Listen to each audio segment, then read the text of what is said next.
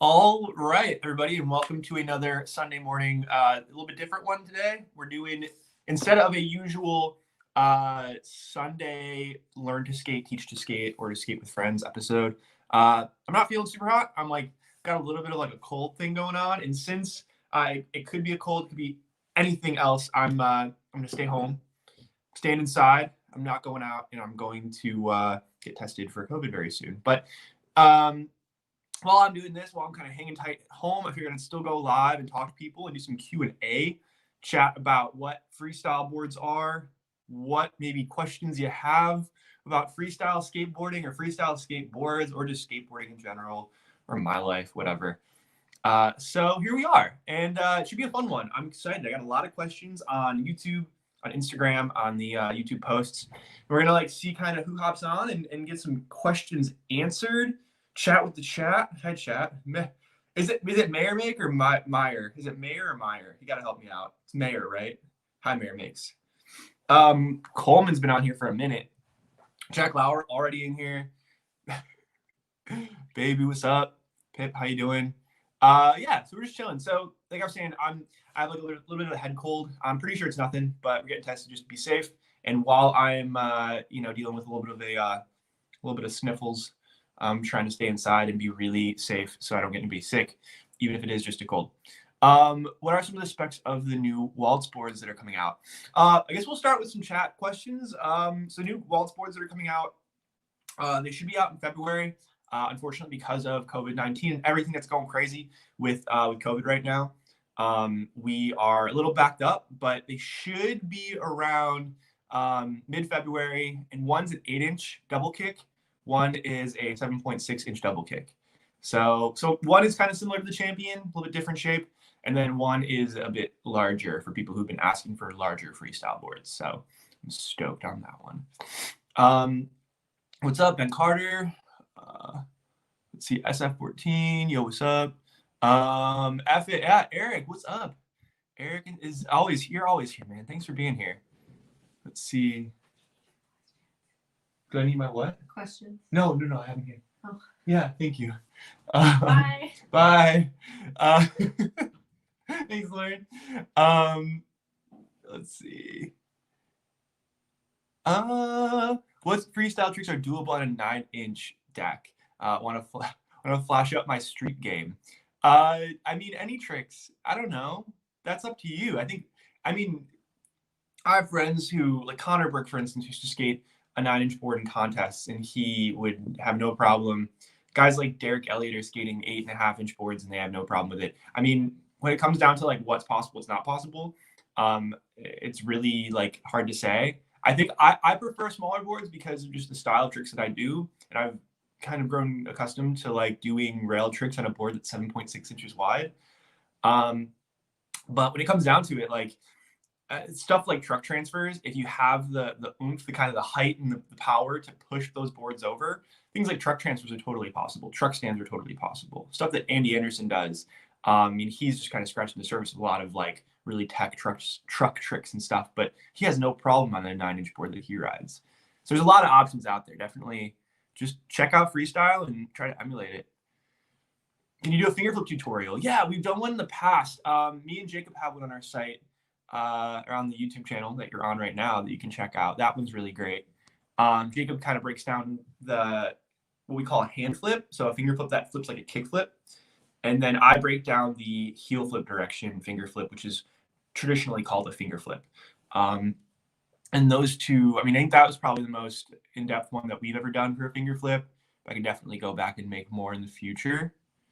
Very excited to try a 7.6 double kick. We're stoked to make one for you, man. I want to learn a pogo, but don't want to mess up my board. Skid plates. Oh, I'm glad I brought this. So one thing that just ruined my boards when I learned how to skate at the beginning was when I was skating a double kick street board, I always chipped my tail and I got really bad razor tail.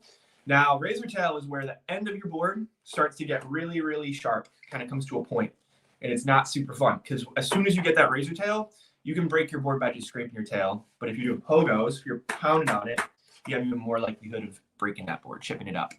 So we started using skid plates. I started using skid plates right around that time, and this is a big freestyle hack. we use these plastic end pieces. It's so washed out right now. Why? Focus. We use these plastic end caps or tail protectors on freestyle boards. Now these help to reduce razor tail, prevents you from getting razor tail because you're wearing out these pieces of plastic. They're quarter-inch pieces of plastic. They're really high wear resistant to scraping on concrete or asphalt, and this will keep your tail in shape. I do a bunch of pogos, and I haven't really chipped my boards that badly on the tail in a really long time because I use those. Let's see. Truck transfers are on the chest, people. Anything is possible. Anything is possible. Hi, Mike. Just wanted to ask, there's a certain way you set up your offset wheels. So you use washers to make the wheels flush with the rails, or do you prefer the wheels to stick out over or under the rail? It's a great question. So I personally like to have my wheels a little bit lower than the deck. So if you look at my board, it's really hard to tell, but on my board, the wheels sit a little bit lower than the edge of the deck. It's almost flush, but for me, if they're perfectly flush, they almost feel like the wheels are sticking out too much. It kind of feels like I'm liable to fall back onto the deck. I'd much rather feel like my board is kind of favoring the wheel side, because that's the way I'm going to land if I land back on all four wheels, right? If I want to land a trick, I want to flip that way. So I like having a little bit narrower setup.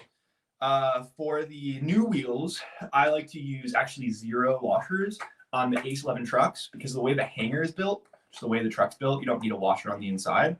And then I do 2 washers on the outside. That's just me.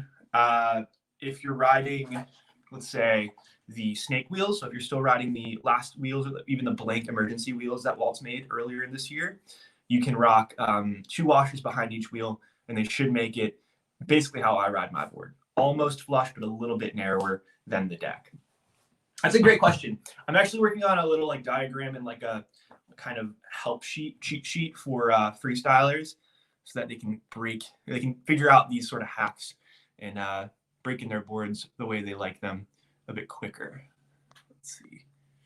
Coleman says, I run the pivot cup on my back truck from truck stands and pogos. Wow. I think they're just the tensor trucks, so no worries. Oh man, I'm sorry. That's weird from pogos. It's surprising that you broke them that way. But I guess that makes sense because you're kind of pushing on the hanger sometimes, the yoke. Huh. Yeah, you can always replace those. Tensors are pretty easy to replace, I think, but that's a bummer. Was the board made by open source skateboards? Looks like it. Yeah, so right now I'm skating an experimental board. This is my setup right now from open source skateboards. If you don't know, Bo Trafiro, who I mentioned in my last YouTube video about the wheels, makes this board. He made this board for me. It's a spoon nose, so it's not quite a single kick, not quite a double kick. It's got a little bit of a kick nose to it. But it's basically the same shape as the Champion, just we tried out a new mold. We're still working out kinks, but one day this might be in production at Waltz, just sort of trying out new things. We're always just trying to see what works, what doesn't work. This one, honestly, the tail's a little too steep. So we're playing around with maybe shortening that tail, narrowing it, and making it a little bit less steep. But yeah, just always tinkering. It's like skating, right? You're always trying to figure out what works and then make it better. I think every beginner should learn footwork, and just pushing, still working on it at 43, says Brian Lambert. I agree. I think footwork's really good. It's the most fun part of freestyle for me these days, honestly. Good morning. Good morning, May. Everyone, thank you for being here. So, like I said earlier, usually in a Sunday morning session, I would be out at the park doing a learn to skate with my friends. I'll usually have a pro or a freestyler of some skill level on, and we'll either break down tricks with each other, or I will have somebody teach me a trick or something like that. Today is a little different. Woke up yesterday with some sniffles, and I was like, whoa, this isn't normal. So I don't want to be sick and out with people or even out at all. So for today, hanging out at home, getting tested for COVID tomorrow. I don't think it's that. I have no other symptoms, but just to be safe and keep my friends safe, we're going to be really, really, really careful. And instead of doing a live session, I'm on here answering some questions, doing a Q&A with all y'all. So if you're new, if you just jumped in, we answered a couple questions from the chat. I'm going to hop into the questions from YouTube and Instagram and whatnot. We have a lot of people jumped in on this. So I hope if you were one of those people who submitted them, you're here now. So you're here to see or hear the answers. Just read it, Mike. Just read the questions. Okay, so skateboarding freestyle. I believe this is YouTube. In the YouTube post I made, asked, I'm a beginner. I find it hard to have my front foot off the ground when doing Caspers. Ooh, okay, Casper question. We like these. Whenever I try to do so, I lose control of the board. Is there any tip for this? It's a great one.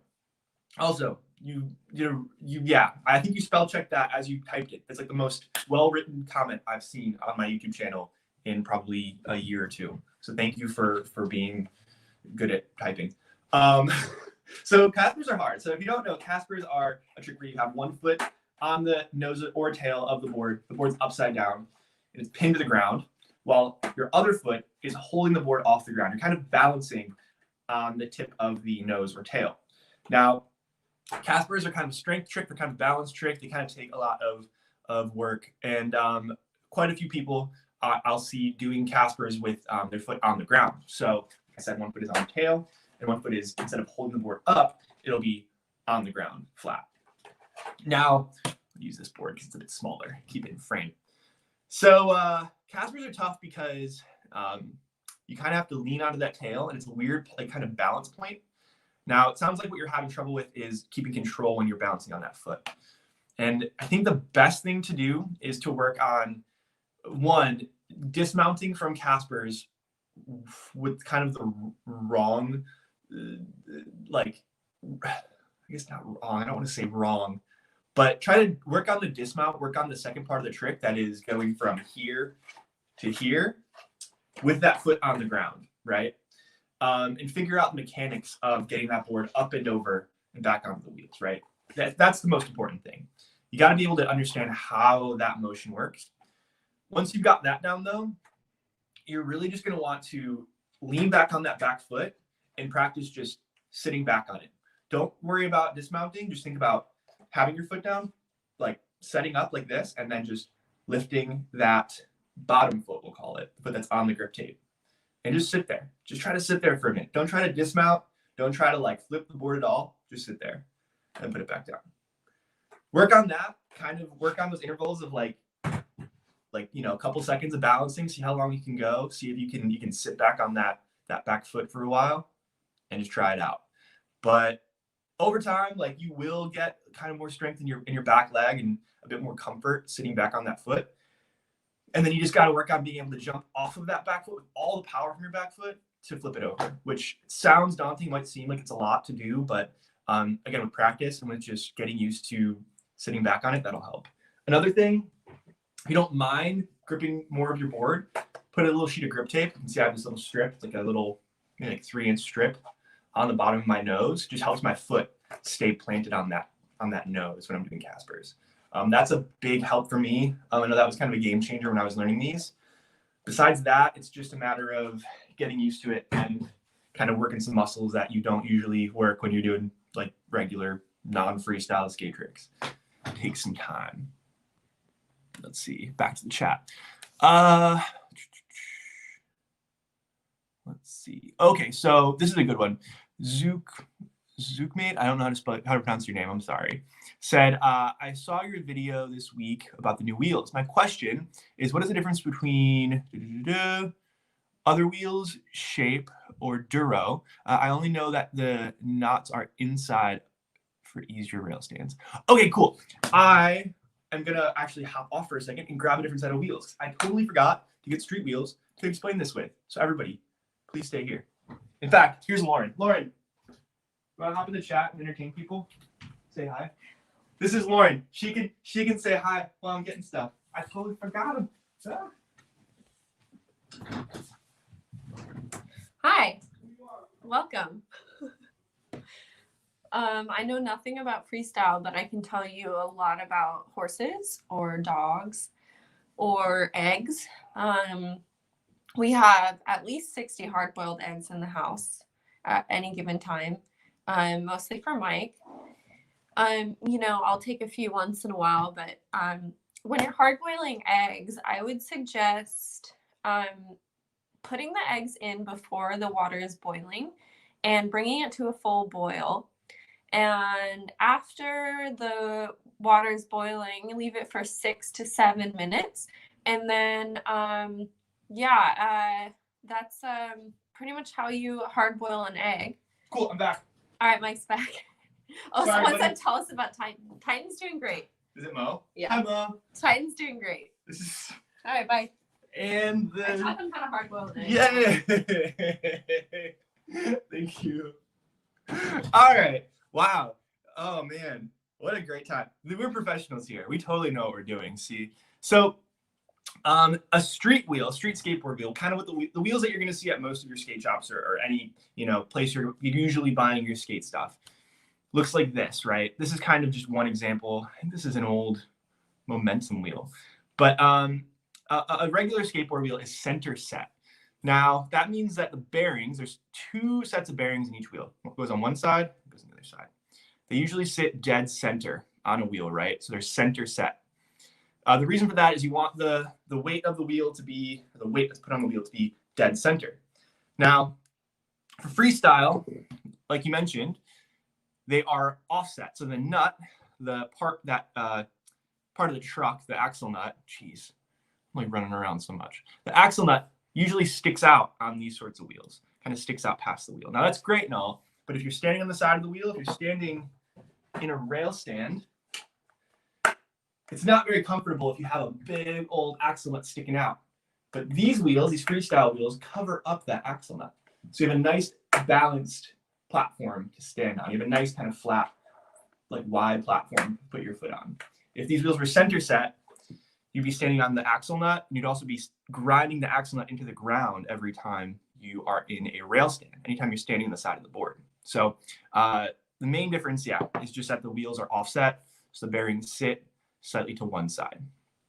And besides that, these wheels in particular are quite wider than other freestyle wheels you put out in the past. So like the snake wheels we have here, these are the snake wheels. They're only 34 millimeters wide. These ones are like 36.3 millimeters wide, so they're a bit wider. Besides that, they're a bit softer. So durometer is the hardness of the wheel. You'll see 99A, 101A, usually A rating, A scale durometers on a lot of wheels. If you want to get real tech, you can talk about kind of how the A scale doesn't go higher than 100, but anyway, we won't get into that. But a average street wheel is usually like 99, 100A. Waltz freestyle wheels, the donut wheels in particular, are 97A. So they're a bit softer. They're still kind of aggressive enough and hard enough that you can still slide on them and do kind of the tech freestyle stuff that I like to do. But if you're skating over a little bit of gravel, a little bit of rougher road sometimes, these can still absorb some of that impact, some of that kind of vibration from a rough surface, make it a little bit smoother. Some people go as soft as like 95A, or even like I've seen 92A on some freestyle wheels. But if you get too soft, sometimes you can get a little, I don't know, a little like mushy feeling or like soggy feeling. I don't really like that personally, but some people dig that. I gave away my snake wheels to a street skater who had some trucks that were way too small for his board. I miss them. I dyed them green. Oh, cool. I wish I'd seen those. Are the bolts supposed to come out with the trucks? Because when I got my board, I didn't get any. Are the bolts supposed to come with the trucks? Yeah. So the axle nut should be included with your trucks. If they're not, you can buy them at like a hardware store even. But yeah, that's a bummer. Who did you buy your trucks from? Because that's pretty wild. They're so accessible. Thank you, Malin. Okay, I got 90A wrap bones on my 9-inch because the concrete around here has character. I like that. Man, you got wrap bones though. Those are so big. Those are like 60 mils, aren't they? That's a big wheel, and that's it's not a very offset wheel. I'm sure we could find you something better that's that soft. Little wheels make some soft wheels. I used to get like super small, super soft wheels from them. They were great. Might be an obvious question. No, it's not. If you have it, it's a good question to ask. Do you think wheel size matters for rail stands? It's a great question. We like questions. That's why I'm on here. So wheel size is cool. I think I personally like small wheels. I think there's kind of a couple different approaches to take with it. Diameter of the wheel, that is like how big the wheel is this way. Matters a little, only because a smaller wheel, like a narrower wheel, something like 50 millimeters versus 60 millimeters, a smaller wheel is going to be harder to balance on when you're on the side of the board, right?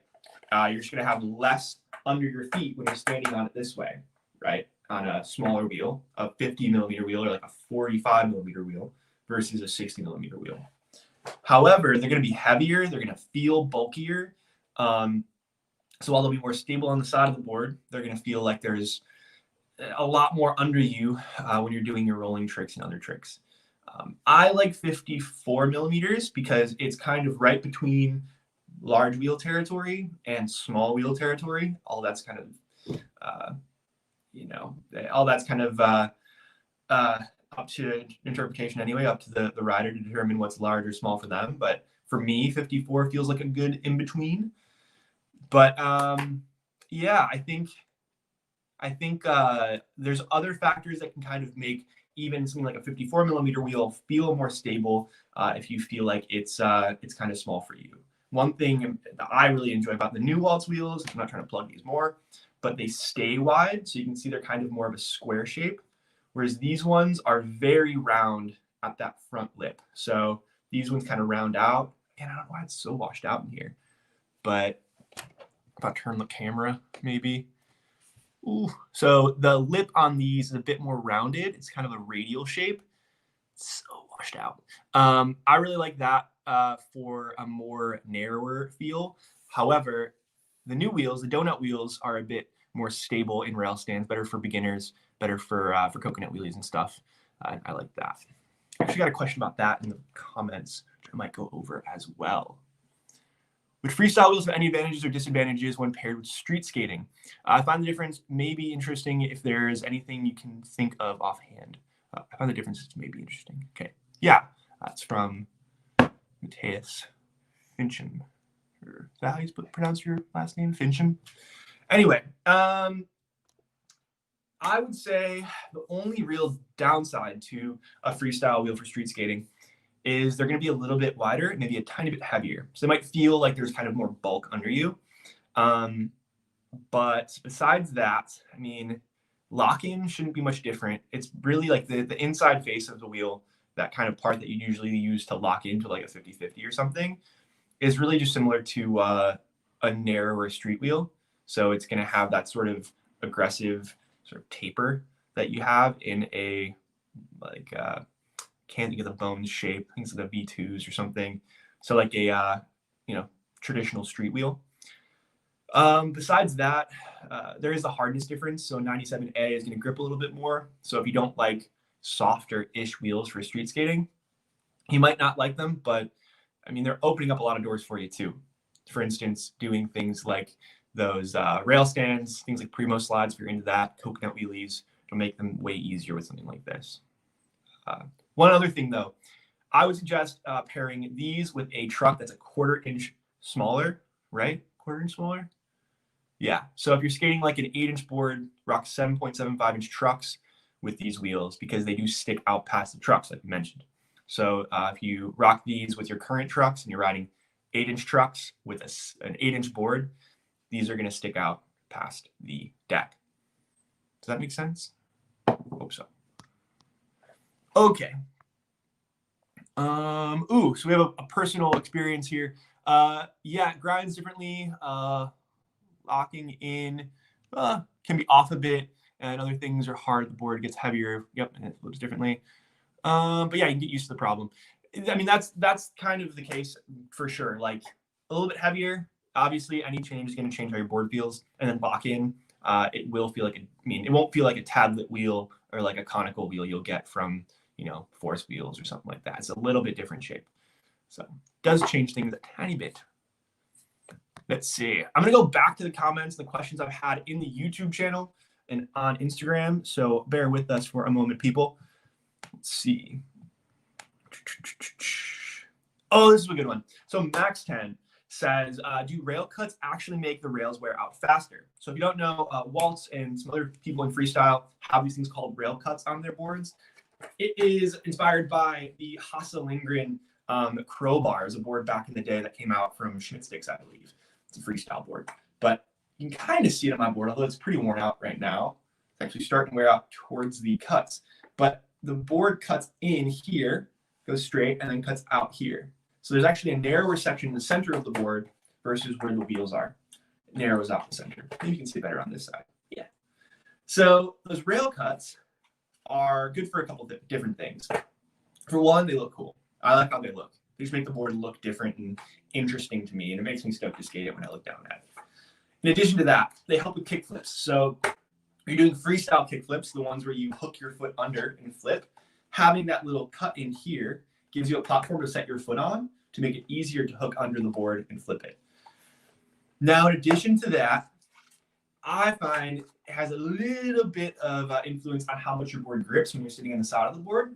I find that my board has less grip on the rail when I'm in rail stands, which makes some tricks easier for me. Things like rail whips, things where I'm just trying to keep my balance and not grip too much and lose my balance. Oh man, it just makes rail stands feel like you have more control to me. Some people might disagree. They might not feel much of a difference. But you're asking, I believe, let's see, who was it that asked? Max 10, I think it's Max 10 Hugo. What's up, man? If you're on the side of the board and you're wearing out your rail, does the rail wear out faster because you have nothing here that you're wearing out? You're only wearing out these small sections at the wheels. He's asking if that wears out quicker. I've noticed it wears out a tiny bit quicker. I think it matters more what you're skating on. If you're on like, super gravelly roads all the time, you're skating on like cheese grater ground every day, it's going to wear out kind of quick. But I'm not sure if it's really a whole lot more than if it was just a regular uncut board without those rail cuts.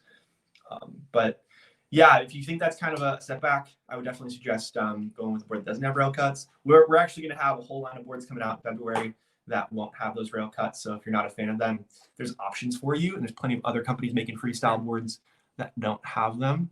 But yeah, let's see. Maylin says, totally, I'll highlight your comment. Totally less friction on rail whips. I can almost rail whip an Anderson, but not a popsicle. Yeah, and the Andy Anderson has those rail cuts too. That's a good point. Andy's got them. Tony Gale's got them on his board. Who else? There's got to be some other people. Small school skateboards. When I first started getting into freestyle, was making them on the monkey. Was the monkey wrench they called it? Yeah, they're making some cool stuff. And then of course the Hasse Lindgren, the classic. Let's see. Solid response, very in depth. Two cool things, Matthews. What's your favorite shoe? Says Jack Lauer. Oh, that's hard. I am the worst. I mean, the Excel Slims from S have been my favorite for a really long time. The Etnies RCT, it was a shoe that I skated for like probably 20 pairs in maybe like 2010 or 2013 or something like that. That was like the ultimate shoe, but they don't make it anymore. Yeah, I don't know. I bounce around a lot, but I really just like narrower shoes, things that kind of have maybe soccer silhouettes or like football, inspired silhouettes to them. But yeah, I mean, there's so much out there. And I think it's also, there we go, we're back. I think it's also very much tied to kind of what you're into. It's a very subjective thing. So yeah, I mean, find out what works. I would definitely recommend going with a thinner cup sole if you don't have painful feet. I personally have, my feet hurt after skating nowadays, so I try to get a little bit more cushion under my foot, but it can sometimes get in the way with certain tricks. So those Excels kind of offer a little bit more padding sometimes, especially with the new insoles. Are you going to make a double kick board soon? Or are you sticking with single kicks? We are working on a double kick board. We actually are going to be discontinuing single kicks after the champion for just a quick minute, mostly because with the current situation with COVID and with how difficult it is to get boards made. I don't know if anybody's seen any of the articles about the skateboard drought. Yeah, we're going to have to just cut the single kicks and see what we can make down the line. But we're stoked on the single kicks. We have the champion. We're going to miss that board because it was just so much fun to skate. But the next line of boards are going to be double kicks. We have 2 shapes and 2 graphics coming out. So definitely keep your eye out for those. Keep keep on the lookout for the new Waltz freestyle decks that are dropping in February. Let's see. What order would you put countries in terms of who has the best freestylers? Oh, I don't know about that one. That's tough. I think there's just so many freestylers out there, and it's so hard to say because there's also countries who don't have great coverage right now for their freestyle skating, but have incredible riders. Places like Brazil just don't get the coverage they deserve, I think, for how many amazing freestylers there are. And I'm sure that's just tip of the iceberg. So I'm not even about to start trying to compare nation to nation here. But that's a good question. Let's see. You're going to miss those single kicks. I'm so sorry. This is great. These are like heavy hitting questions.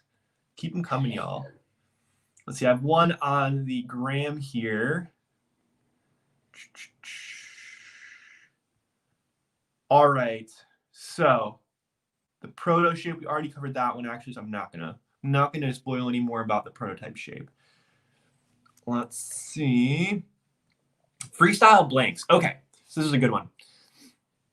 So Joey Lorenzo asked, single or sick deck, will more simple designs like that one be available anytime soon? He's referring to this graphic right here, which is a fail fast. We've kind of grown to call it the fail fast board. A little fail fast written right there. He also said, or even freestyle blanks for people who people more on a budget who want to get into it. So that's a good question. I think we are considering doing more simple graphics. What do y'all think? What does the chat think? If you're watching this after the fact, put in the comments. What do you think of more simple or even blank boards? Stuff like this. Graphics are kind of the cheapest part, honestly, or like one of the cheaper parts to get made for these boards. So I usually don't mind making them or getting them put on these decks. This in particular is a wood burn that our friend who makes all of our prototypes, Bo Trafiro, puts in the boards. And so far, this has kind of been an exclusive thing for all the people who ride for Waltz or get Waltz stuff, people we flow boards to test stuff out and kind of establish these are like the prototypes, the boards in the making. But maybe if people ask, and if we have enough people who seem interested, we will one day make a fail fast graphic. What do y'all think? I like this opportunity to ask people just right here what they think. I love stained blanks. Yeah, we got like good wood grains. Those stained blanks are really cool. I really like the graphic style. The Profits, my favorite so far. All right, so you like more intricate graphics. Profits was fun. I wish we could make that one again. Maybe we'll bring that one back. I want grip tape that looks like the creep spread from StarCraft. I don't know what that is, but it sounds cool. I'll have to look it up. I'm down for more simple graphics. Neat. Okay, thank you. Yes, fail fast. People like to fail fast. Cool. Graphic or no, I just want a blackboard. Yeah, okay, we'll make some more darker graphics. Whale tail is my favorite graphic personally. Man, the whale tail was a fun one. That was probably the most the graphic and the board we put out that had the least amount of issues with it when it came to the final product. Wait, kind of, sort of. Yeah, there's always something. Always some sort of new thing I'm seeing with. Belfast t-shirt would be sick. Oh, that would be cool. I like that, Brian. It's a good one. Maybe we'll do a Failfast Waltz board t-shirt or graphic t-shirt. I wonder if we could do like a wood grain or like a wood grain effect on the actual image. That would be neat. And people like the simplicity. That's cool. Huh. Dancer was your favorites. Okay, I did have a question about the dancer. So people were asking, in particular, DYLANP on Instagram asked, will dancing cat decks be restocked? Now, the dancer was the mini single kick freestyle board that we put out earlier in 2020. It was a kind of like originally it was gonna be like our kids board, but it had similar dimensions to like an old school freestyle mini. Things like the Parallelander reissue that Powell made. It was similar to like the old Mullen shape. It was our take on what an old school freestyle board looked like. Now, people love that board, and I had no idea we're going to be so stoked on that deck and the graphic. But the response to it was incredible. We sold out of it so fast, and we haven't been able to restock it because of how crazy things are with COVID-19. So we're working on it. We're working on actually reworking the shape too to make it better. It's part of this project here. But we've been working with people who've been flowed the boards, people who bought the boards to kind of find what worked, what didn't work, and retool it and put that graphic or something similar on a new version. But it'll take some time. So anybody who wanted it or who misses it, it will be back eventually, but it might be a few months at the very least, maybe even like a year before we have it back in stock. So please just be patient. Let's see. Ooh, so Baby says, I honestly prefer the old school shape more. That's cool. So you like the kind of more classical shapes of the freestyle boards. And that's the case for a lot of people. We've kind of tried to take old school silhouettes, more kind of traditional ideas with freestyle and cater them and kind of tweak them for the stuff that we like doing. Things like more rolling tricks, more traditional or no, less traditional, modern freestyle. So yeah, we're always just trying to push things, sort of look at what existed in the 80s, improve it, make it more modern, use like modern construction and make it more durable and more kind of useful for modern freestyle. So I'm glad you liked it, but yeah, hopefully we can keep improving it and make it better for what you're doing. Ooh, what makes a modern freestyle board modern? That's a good idea. That's a good question. So traditionally, like old school freestyle boards, I actually just gave away my last old school freestyle board to Jacob Scott. Old school freestyle boards are thicker, so they are usually a thicker ply or even sometimes 8-ply. That is like the deck itself is thicker here. Almost always they have no concave. So if you ever talk about freestyle boards that have no concave or they're flat, it means that from rail to rail, they're just completely flat. And sometimes they even feel like they're convex just because of the way that they break in. I personally am not a fan of flat freestyle boards. Some people really like them. Me, yeah. They're generally smaller as well. So basically until even the early 2000s, the average freestyle wheelbase, the distance between the board or between the trucks here was around, I think, 12 inches or less, which is very small. Think about like a foot between trucks. Nowadays, just for comparison's sake, this board is 13 inches in wheelbase. So it's an inch difference. The average like street skateboard has a wheelbase of 14.25. So an inch and a quarter longer. So that inch difference between the 80s and now is huge when you think about sort of that shift in board style and construction. In addition to that, there's minor things like the angle of the kicktail, the way the concave works. So whether it's flat or has concave is one thing, but even just the shape of the nose, the way the kick of nose works, construction methods are different. There's a lot to it. The biggest thing for us is dimensions, making larger boards that make it easier to roll faster and do rolling tricks, and making boards that aren't just super square and unidirectional, boards that have really square tails and really round noses and are meant to go one direction. Our boards sometimes have, we've actually never done a fully symmetrical board at Waltz, but they're often at least built so that you can use the nose for more than just direct, aiming which direction you're rolling in. But yeah, there's a lot of kind of nuanced stuff to how to improve boards and a lot of things that weren't being done in the 80s that are really being explored nowadays.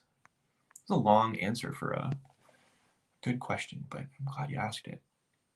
What are the advantages of a single kick versus a double kick? Ooh, we like that.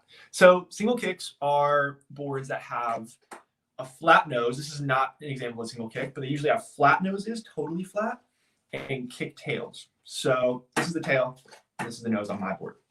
Now, double kick boards refer to boards that have a kick tail and a nose that turns up too, sort of a curled up nose too. So when we say kick, we mean that turn. Now, this board has a slight kick nose, so it's technically a double kick, but it's very slight. When you have a kick nose, the one major thing that it does for you is it offers you better ollies. Ollies are much easier in any kind of ollie flip trick, kick flips, 360 flips, heel flips, varial flips, any kind of flip you're talking about is going to be easier on a double kick than it is on a single kick because you have something to catch as you're flicking off the nose. That's how kick flips work, at least. Now, besides that, there are certain things that become easier when it comes to like traditional freestyle tricks. I find footwork, learning how to do walk the dogs, learning how to do endovers, and any kind of like technical, slow moving footwork tricks are easier on double kicks, just because you have the same or at least a more similar feeling under both sides of the board. I won't go into detail with that, but just trust me there. Most footwork tricks are a bit easier to learn on double kicks. Besides that, sometimes people find like rolling tricks to be easier on symmetrical boards. I've heard people say that doing things like shove-its and rolling lines are going to be easier because you don't have to think as much about which side of the board you're looking at. If you have a board that's got the exact same dimensions for the tail as it has for the nose, you're not thinking about if you're, popping off the nose or popping off the tail all the time. Hopefully that makes sense. But I don't find that to be as big of an issue for me, being, somebody who has more experience on their boards. I kind of enjoy the kind of thought behind which part of the board I'm skating on. And that being said, with single kick boards, or even asymmetrical boards that have differently shaped noses and tails, single kick boards often make Caspers. So the trick we were talking about earlier, where one foot is on the end of the board and the other foot is holding the board up off the ground, call those Caspers, make those easier. That trick, or single kicks, also make truck stands and pogos easier. I find it much easier to balance on my nose when I'm doing pogos. You'll notice that all the tricks I do, or all the times I do no-handed pogos, especially on my board, I'm doing it on the nose. Besides that,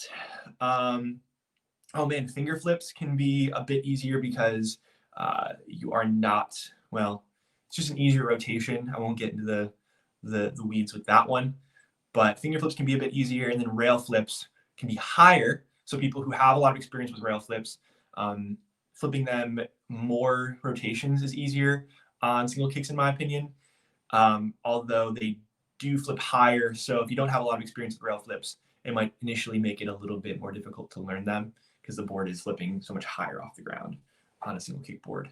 But yeah, I think all in all, like having a board that has different shapes on the nose and on the tail, a board that has, let's say, a square tail and a round nose, or a board that has a super steep tail and a not so steep nose, or even a flat nose, opens you up, at least once you're more experienced on your board, to doing a ton of different tricks on either end of the board.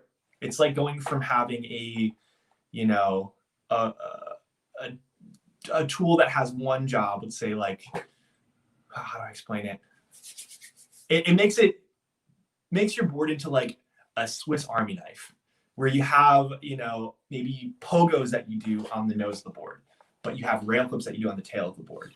And you know that you can do maybe a double heel flip when you pop the tail and flip the nose, but maybe you can do a 360 flip when you pop the nose and flip the tail. It opens you up to all these options, and it makes it so that you can kind of use your board more creatively. Yeah. Okay. That was a long answer again. Let's move on. Yes, the Swiss Army knife analogy. Thank you, Adam. Stealing that one from Paul Schmidt. We love Paul Schmidt. Oh, man. Let's see who else has good cues. Hey, dude, been park skating for 3 years and have gotten into freestyle. Have just landed my first Casper and Pogo. Do you have any advice for any other beginners? Yes, that's a great question. So I made a few videos about the kind of first freestyle tricks to learn. My first 5 freestyle tricks video breaks down sort of the heavy hitters in terms of like tricks that you can learn and like really knock out, I think, as a beginner freestyler. If you want to really start kind of digging into the creative stuff and into the stuff that helps you kind of bring tricks together and flow together, work on footwork. Because once you have those first 5 freestyle tricks, which that video is on this channel, you can start doing the tricks that blend them together, that allow you to make routines and sequences and sort of to sew everything together into this like freestyle tapestry with footwork. And my Waltz freestyle trick tip, my Waltz trick tip series started to cover that. We talked about endovers and monster walks and walk the dogs and all of that fun stuff. And that's sort of your starting point, I think, for learning the more basic footwork maneuvers. Footwork is freestyle at the end of the day. That's sort of the thing that makes freestyle special, because a lot of people can go out and do a pogo here and there and then drop into a ramp. But when you start really mixing things together and connecting your tricks and making it into sequences, not just trick after trick after trick, really making it into a continuous thing with footwork, that's when you really feel like you can dance, you can make something that's creative with your skating. And I think that's probably the most fun part of freestyle for a lot of us, is when you can really make something flow, you feel good about it. I hope that makes sense. Which video are you talking about? That's a good one. So it's called the first 5 freestyle tricks. It's a video of me with a thumbnail. I'm holding a board like this. That's what the thumbnail looks like if you're looking for it. But if the first 5 freestyle tricks on my channel is what you want to look up, or if you look up my name and first 5 freestyle tricks, it should be pretty quick if you want to look for it. Footwork is so fun. I really do think that, like, if you're just trying to join in and like dive into the party, footwork, although it can be really frustrating at times, it ends up being really rewarding. Stuff like walk the dogs, it can be so daunting when you first try to learn them, because it takes so much balance and strength. And if you're not comfortable on your board yet, it challenges you to put time in and get comfy on it. But once you can get like 3 in a row, it's game on. It's just like, it blows up your whole world. Then you can do walk the dogs into tricks, or like footwork into pogos or whatever. And things just get blown wide open. It's awesome. My biggest freestyle inspiration is Bob Ross. Yes, it's a great one. Pretty Little Trees. Happy Little Trees. That's what it was. Happy Little Trees. Let's see. Footwork is how you get all the curls. Sure. Yeah, sure. Let's see. Go back to those questions on Instagram. Let's see what people said on Instagram. I'm glad we're able to cover so much. This is good stuff, y'all. Always blown away by how many people have such solid questions for me. Okay. Go personal questions. How long have I been skating for? So this is from skatelevel_0 on Instagram. I've been skating for about 16 years now. I was 12, so, right? 12, 11, how old was I? 12, 20, yeah, 16 years now. Weird. Yeah, it's been a while. I've been freestyling for maybe 14 years. Started off on an element board. I still remember it. It's like a Colt Cannon element board. I had no idea what I was doing. And we just like skated around the neighborhood, me and my friends, did a bunch of tricks, played a lot of Tony Hawk Pro Skater, and we just ended up doing a bunch of freestyle tricks. Didn't know what that was, didn't know it had a name or who any freestylers were until I read Robbie Mullen's book, discovered there's a whole scene, and then discovered there were forums online of people teaching each other freestyle tricks. And that just blew my mind. I met all these friends. I found there's a community. And just like a lot of you out there who found this community of people who like all interact and send trick tips and help each other learn tricks, you already know. It was just like that when I got into it. And yeah, I'm really grateful for that. But yeah, it's been a wild ride. Still doing it, going to contests when I can, trying to make videos and help people get into it, find the community. It's good times, y'all. Good times. And what's your favorite trick? Says Matthias SRB. I think you already asked some questions on here too, right? My favorite trick right now, I think, I mean, lately I've been doing a lot of like rail flip to rail tricks. It's been a lot of that. I have this sort of like rail to rail flip to like rail straight flip to rail. So from here to here, and then varial flip back to rail. and then over flip out that I've been doing. I'll probably film that tomorrow. But yeah, don't you love it when people just tell you about their tricks instead of showing you? That's been kind of the jam lately. But definitely, I think maybe because these new wheels, rail stands are sort of the move. Do you recommend finger tape? Yeah, my hands get really sweaty when I skate, so finger tape doesn't really work for me. But if you don't have super sweaty hands like me, sounds so gross. Yeah, I would definitely recommend finger tape because if you're doing finger flips a lot, you will destroy your fingertips, I promise. Do you have any advice? This is Noah. Do you have any advice on how to catch your board after doing an 180 or 360 dark side tailspin into Casper flip? The board keeps. I have no idea what that is. That sounds amazing though. You should DM me. I'm sorry I can't help you here. DM me on Instagram with the clip of you trying it, and I'm happy to try to help. But that all sounds like a lot. I don't understand. I'm sorry. Ugh. I'm not the expert. That heel side rail to heel side rail, I need to get no varial.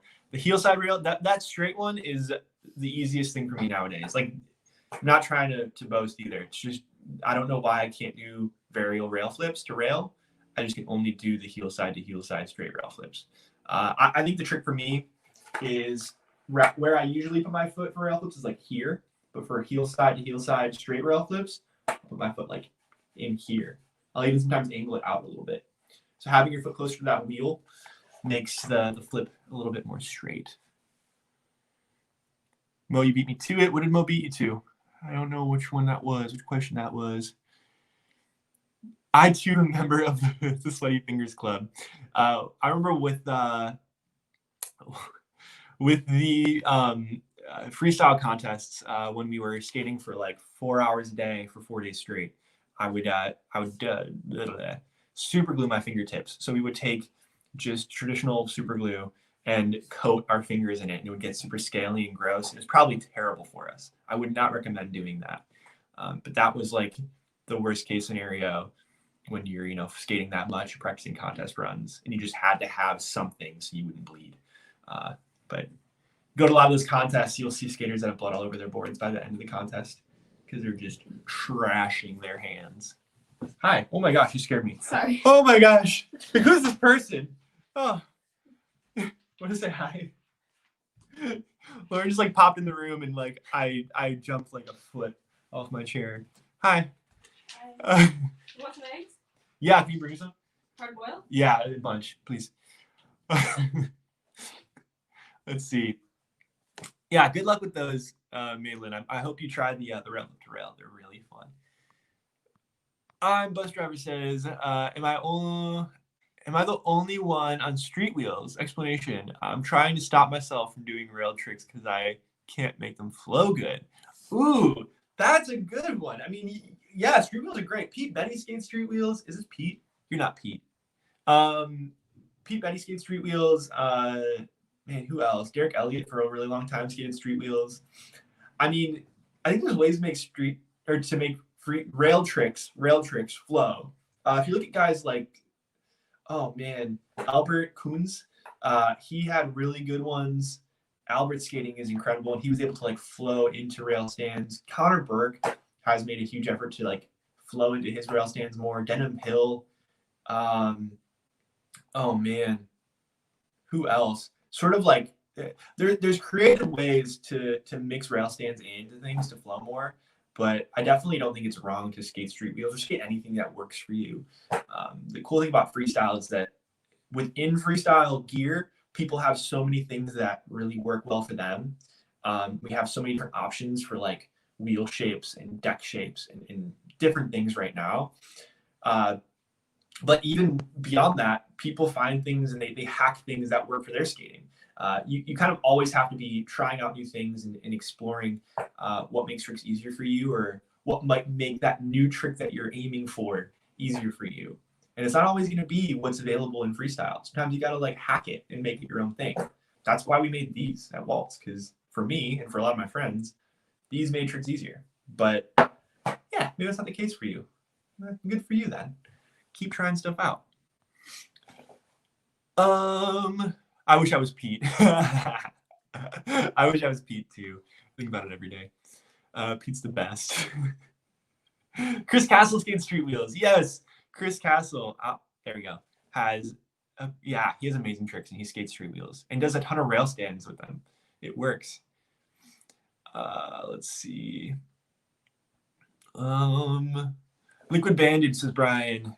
Brian Lambert. Liquid bandage works better than super glue, but that's old school, Mike. Yeah, the super glue is not good. I mean, they used it like what, like in the army back in the day to like seal wounds, didn't they? Couldn't be that bad for you. Don't use it. Don't use super glue on wounds. That's gross. Good question. Doesn't Isamu Yamamoto skate a street deck? No. So Isamu rides a mini skateboard, and this is actually the case for most freestylers in Japan. So it's sort of a common thing to see in the Japan scene, the Japanese freestyle scene. People skate smaller street boards. Our descending corgi shape at Waltz skateboarding, the corgi shape actually had almost a street silhouette, like a mini street skateboard shape, but it was a little bit tweaked for freestyle. And that's kind of the case for most of the boards that the skaters in Japan skate. Isamu skates a mini street board from Powell, but it also has some things tweaked on it. So it is also thinner. When I saw him last, he was skating a board that had 5 plies, and it was an experimental board. And he also skates freestyle wheels. So he's skating freestyle wheels as well, and skid plates, I believe. He might not always skate skid plates, though. But yeah, I wouldn't say it's the traditional street board. Some people like street boards. Guys like Derek Elliott, Connor Burke skate traditional street boards, but they also didn't start on those. Connor especially started on like a way different board when he got into freestyle. And that kind of helps with some of the more traditional tricks. Let's see. Wow, so many comments coming in. This is great. Thank you, everybody. How often do you steal or borrow tricks from other styles of skateboarding? I mean, I steal and borrow tricks from other people all the time. Like, I don't think there's like really rules for like trick ownership, or like IP laws for freestyle. I hope not. It'd be funny if there was one day, wouldn't there? Wouldn't it be? But I often borrow tricks from, I guess, like other freestylers. I mean, I watch a lot of videos from people like Roller Surfer, Ben Koppel.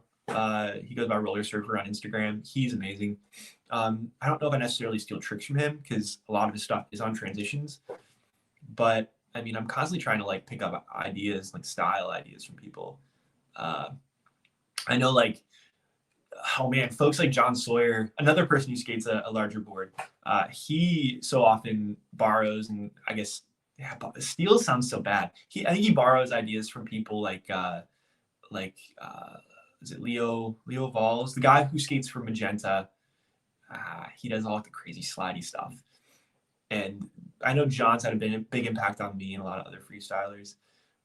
But yeah, I think it's more nuanced and more kind of like abstract ideas coming from those non-freestyle skaters that we steal ideas from or borrow ideas from. Not so much like tricks themselves, but Sean Burke will send me a clip and I'll just go out and try to steal his tricks all the time. Same with Pete. Same with everyone. I'm not a very good thief or borrower though, I'll admit. No copyrights on tricks. You gotta own that IP, bro. You gotta protect yourself. Protect your property. All right. Do you always look at your board or somewhere else? Oh, that's a great. Okay, this is the last question I'm going to end on before I wrap it up. I don't, and this is a conversation I'm having with Jacob a lot lately. Jacob Scott. I would say you have to look at your board for a lot of tricks, but if your posture is being affected by it on a lot of footwork tricks, especially, it's important that you don't look at your board. For example, things like walk the dogs and spacewalks. Spacewalks have been a big one lately for me and Jacob, we're both kind of working on spacewalk variations. It requires you to keep your back really straight and sort of be aware of how your shoulders and your neck and your upper back are moving. And if you're looking down all the time at your board, no matter how hard you try, you're going to start to hunch over. And that's going to ruin things like fakie spacewalks, backward spacewalks. It's going to ruin things like Pauline or Mirage twists. That's what they're called. If you don't know what a Mirage twist is, watch Instagram the next couple days, and I'll post a Mirage twist. But certain freestyle footwork tricks really require you to keep your body straight, your back straight, and keep your posture. And looking down at your board ruins that.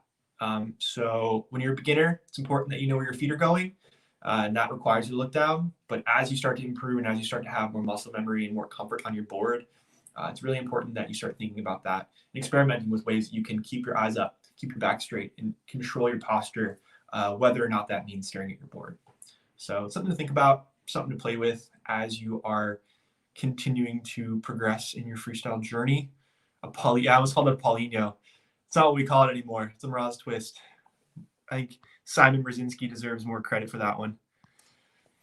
All right. Thanks, everybody, for hopping in, though. Everyone who's submitted questions, been a part of this whole thing, thank you. Thanks for hanging out with me on a kind of dreary, kind of a mellow Sunday morning. I appreciate everybody for being a part of my experience on the freestyle road. Hope you're having a good time. Hope you're learning stuff or just enjoying it. Maybe you're not even learning stuff every day. That's fine. You don't have to. You can just be jumping in, trying things, playing around your skateboard, and that's fun too. It's kind of what I do a lot of the time. But we'll see you soon. We'll have a new video up very soon, and I'm excited to see you next time. Thanks again, everybody.